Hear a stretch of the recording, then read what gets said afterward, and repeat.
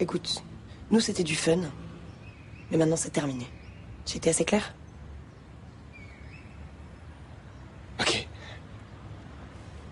Juste entre nous, en fait, tu t'es servi de moi. Non, je me suis pas servi de toi. Je me suis éclatée avec toi. Et toi aussi, tu t'es éclaté, mine de rien. Enfin, je comprends pas, t'as jamais couché avec une fille en sachant qu'il y aura jamais de suite? Oui, mais moi, ça me satisfait pas.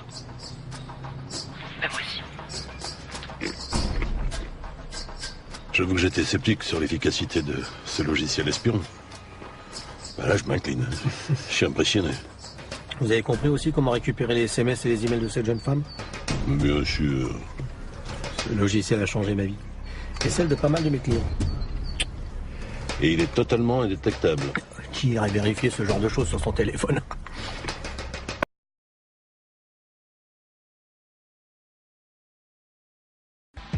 Bonsoir à tous. Avons-nous encore une vie privée? Aujourd'hui, nous sommes filmés et surveillés en permanence, dans la rue, au bureau, mais aussi à la maison, où l'espionnage discret devient presque banal. Nous avons suivi Paul et Nicolas, deux maris accros à l'espionnage conjugal.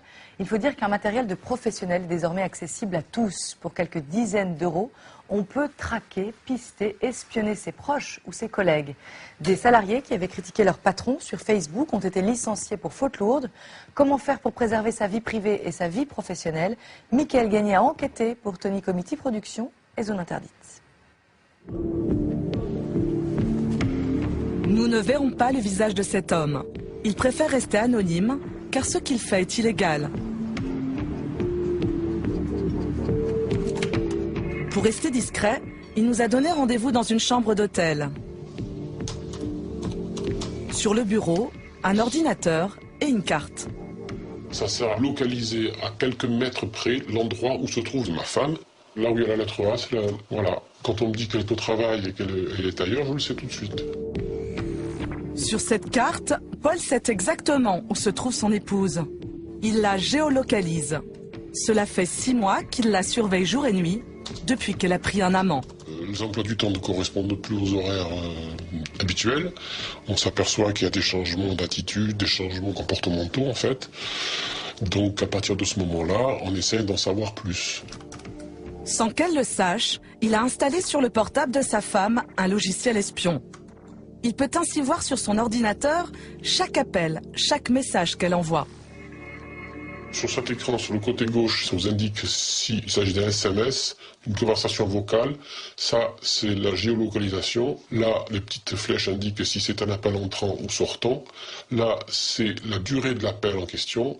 Là, c'est les numéros de téléphone ou les noms de ceux qui appellent. Là, c'est les jours et heures de l'appel. Paul est en procédure de divorce et il craint que sa femme ne veuille lui retirer la garde de leur enfant. Alors, il veut tout savoir de ce qu'elle manigance.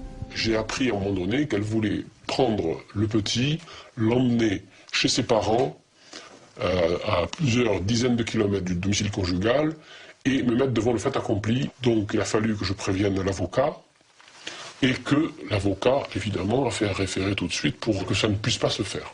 Sans le logiciel, je suis absolument certain qu'elle se serait servie de ce qu'elle a dit, de ce qu'elle a voulu faire pour garder la maison et garder l'enfant. C'est ça surtout, je ne veux pas être privé de lui à cause de ma femme, tant qu'il est petit. Grâce à son logiciel espion, Paul ne rate aucune information. Car non seulement il peut localiser sa femme et lire ses SMS, mais il peut aussi écouter en direct ses conversations avec d'autres personnes. Une simple sonnerie l'avertit quand sa femme appelle quelqu'un. Et à chaque fois, même au volant de sa voiture, il ne peut s'empêcher de décrocher pour l'écouter à son insu.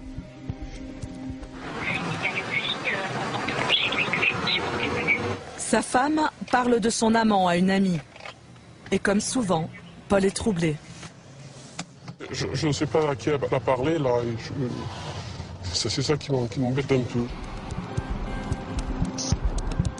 C'est toujours très dur d'entendre certaines choses.